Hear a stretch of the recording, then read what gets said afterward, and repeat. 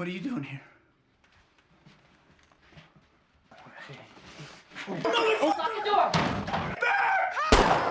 The film begins at a U.S. Marine Corps training camp on October 7th, 2007. 4 days later, Captain Sam Cahill is deployed to Afghanistan. He writes a sorrowful farewell letter to be delivered to his wife in case he doesn't return home. He hands the letter to the major, hoping it won't need to be sent. The main character returns home. Sam is a model family man with a wonderful wife named Grace and 2 daughters, Maggie and Isabel. His younger brother Tommy is his complete opposite. He has just been released from prison after serving time for bank robbery. Sam meets his brother, and they drive toward town.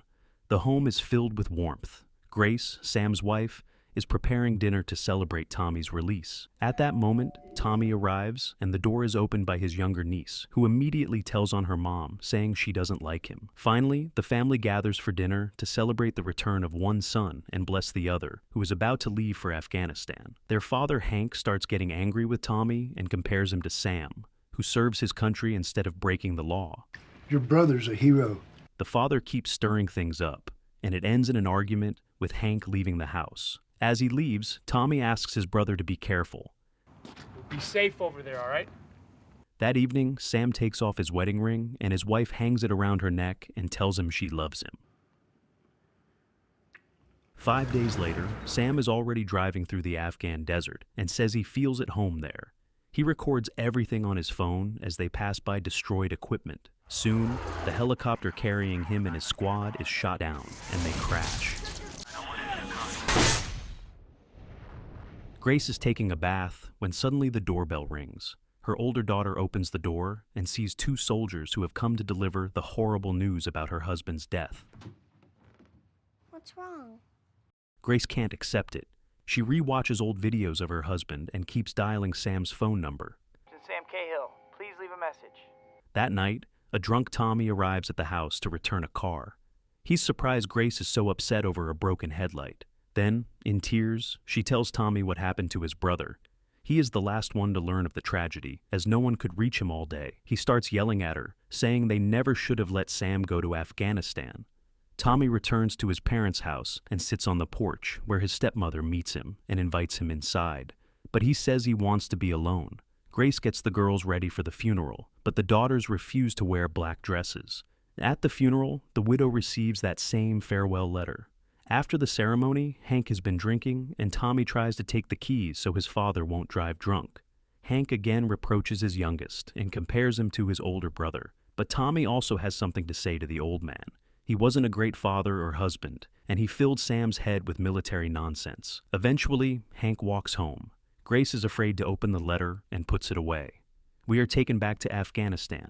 The Taliban are escorting 2 soldiers. Turns out Sam and another soldier, Private Joe, survived. The Taliban captured them and threw them into a zindan, an underground prison. Sam tells the private not to say anything to the Taliban. He must remain silent. A drunk Tommy calls Grace at 3 in the morning and asks for help with money. He's $47 short to settle his tab with a bartender, who now threatens to report him for breaking parole rules. The woman had to bail out her wayward relative in the middle of the night and bring him home. He wakes up to the clatter of kitchen utensils. The girls decided to make pancakes to cheer up their mom, who is very sad about their father's death. Tommy asks them to stop and be quiet. Stop it. No. But Maggie refuses, and Tommy has to get off the couch. Hank shows up. He didn't expect to see his son here. The man apologizes for his behavior the night before, and Tommy admits that Sam was always smarter than him. "That's not true," Hank replies. "You just always gave up on everything you started, unlike your brother." I cut my throat to bring him back, Dad. How she lives with this kitchen the way it is. Sam watches all this through a narrow gap between the wooden boards. He sees a helicopter flying over the Taliban camp. Sam is sure they are being searched for and starts knocking boards loose with a stone. At that moment, he is threatened with a gun and a heavy boulder is placed over the boards. Tommy remembers his father's words about Grace's lousy kitchen and, along with his buddies, starts renovating it without warning. 2 months have passed in captivity. While Sam tries to stay calm, the private is slowly going insane and accuses the captain of saving him, claiming he now lives in hell and would have been better off dead. Sam insists that Joe must not reveal who he is or his rank. Sam hears the Taliban arguing with each other. You remember what I told you? No information. You give them nothing. You give them nothing, Private. Yeah. They seem to have made a decision, and the Americans are loaded into a car and transported to another location. Before the prisoners, they bring out an Afghan man, force him to kneel. He had used a satellite phone to call his pregnant wife, and thus revealed their location. The offender is immediately shot in the head. Welcome. The Taliban leader says this is their country and that they have no business being here.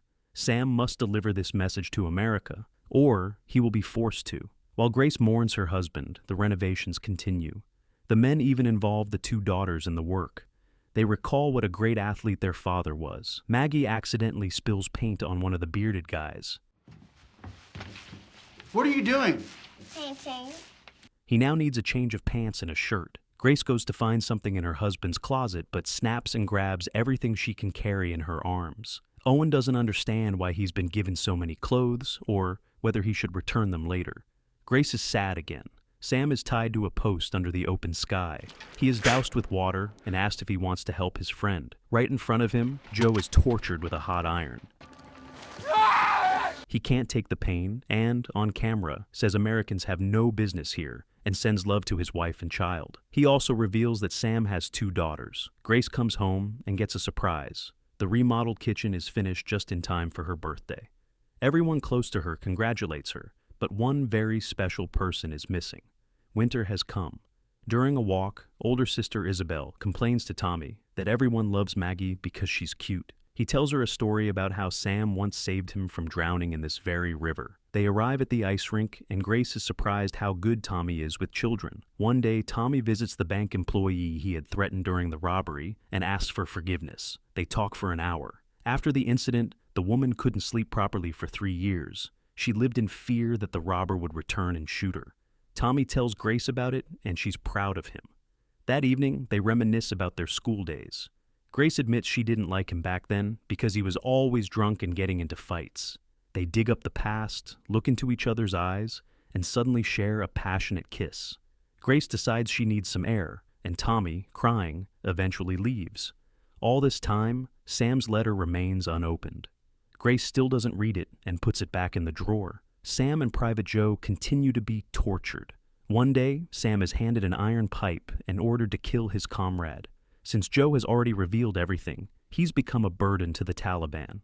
Sam initially throws the pipe away, but they point a gun at him and say, "It's either you or him." They mention Sam's family and say if he doesn't kill Joe, they will. To the shouts of the Afghans, Sam beats the tortured Joe to death with the pipe. The execution is filmed.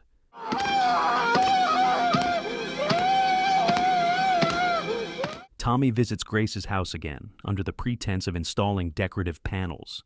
Grace is a little unsettled after the previous evening. He says he'd be happy to see the girls from time to time. Grace replies that they are all glad to see him. Later, Hank arrives. He's surprised that his son has become such a handyman. The Taliban camp is attacked by American forces. One of the leaders tries to kill Sam, but misses. He is then shot and falls into a ravine. The camera with the footage burns. Finally, the Marine is freed from captivity. Get down.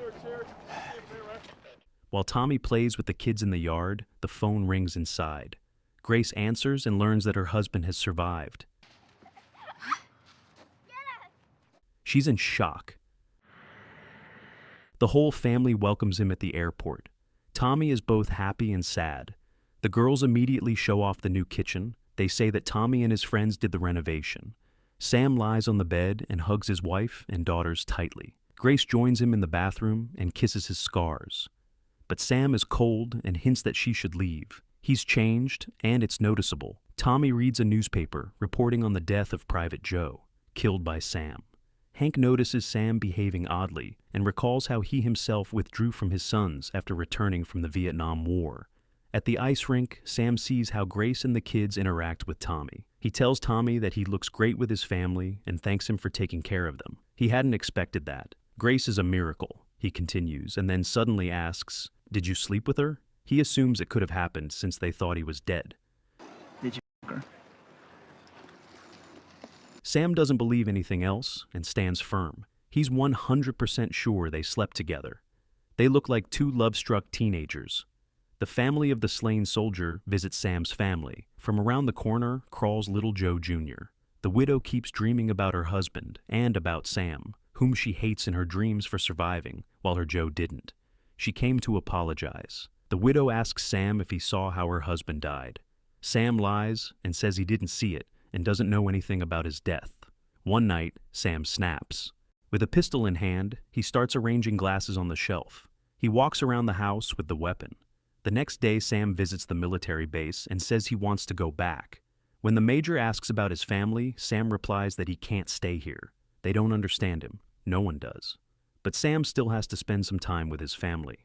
During dinner, the girls talk nonsense and joke around. Sam loses it and yells at his daughters, saying their jokes aren't funny. Why are they laughing? Grace tries to calm her husband, but he just walks away from the table. Isabel asks when Uncle Tommy is coming back. Clearly, something is wrong with Dad. Grace wants her husband to talk to her about what happened in Afghanistan. But he's more interested in what happened between her and Tommy. Nothing, insists Grace. I thought you were dead. We kissed, that's it. But Sam still believes they slept together. He abruptly gets up and leaves. He decides to visit Private Joe's grave in the middle of the night. He was only 21. The girls are playing outside when their father returns home. Isabel freezes. She's scared and backs away. Sam hugs his daughters and says everything will be fine. The older one barely holds back tears. Sam tells his wife that he thought about the family all night and realizes how lucky he is to have survived. They embrace. It's Maggie's birthday, and they go to Hank's house. Everyone waits for Tommy to arrive. He comes, but not alone. He brings Tina, a girl he met just an hour earlier. He wants to lighten the mood. Tina tries to be clever and talks nonsense about the military. Tommy elbows her, but she keeps going. Sam tenses up. The girls get rowdy. Sam keeps scolding Isabel. The girl says everyone loves her sister more, and she always gets the best. Isabel keeps squeaking a balloon to interrupt the adults and get attention again. How'd you do it? Isabel. Finally, Sam snaps and pops the balloon. The daughter blurts out, "Why didn't you stay dead? You're mad because Mom wants to sleep with Uncle Tommy and not with you. They're always making love." A heavy silence falls. Sam is shocked. They ride home in silence. Before bed, Isabel apologizes to her mom. She knows it's not true. She just doesn't like her dad and wants Uncle Tommy instead. "Me too," says Maggie. Sam sits in the living room and asks his wife if the kids said their prayers before bed. Then he gets up and starts destroying the new kitchen with a crowbar. He shouts that he survived for his family, but they betrayed him. Sam doesn't understand how she could sleep with his own brother. I love you, Grace! Please, our girls, please. You know how much I love you! And she knows what he did to get back to his whore wife, what he did with his own hands. Sam, in a fit, hits himself in the head and continues smashing the kitchen. At that moment, Tommy walks in and hugs his brother, but Sam pulls out a gun and points it at his head. Police sirens wail outside. Sam steps out with the pistol in hand. He's ordered to drop the weapon, but he yells, asking why they're even here. The cops say they know he's a war hero. "What kind of hero am I?" Sam shouts. "You don't know what I did." He puts the gun to his temple. Tommy and Grace try to reach him and prevent a tragedy. What's going on, Sam? I'm drowning, Tommy. Sam throws the gun away and is arrested. His loving wife sleeps with the children to help them feel safe. Finally, Grace opens the envelope and reads her husband's letter about how deeply Sam loves her and their girls. If you're reading this, it means I didn't make it back. She cries. The words pierce her heart. At that moment, Sam calls Tommy from the psychiatric clinic for war veterans to make peace with him. Tommy stays with his nieces, and Grace comes to visit her husband. She says she's been in love with him since she was 16, and that if he doesn't tell her what happened to him, he'll never see her again. Why is he tormenting himself? Sam decides it's time to tell her everything. A tear runs down his cheek, and he says, Killed Joe Willis. Grace hugs him. After his confession, Sam wonders if he will ever be able to live a normal life again.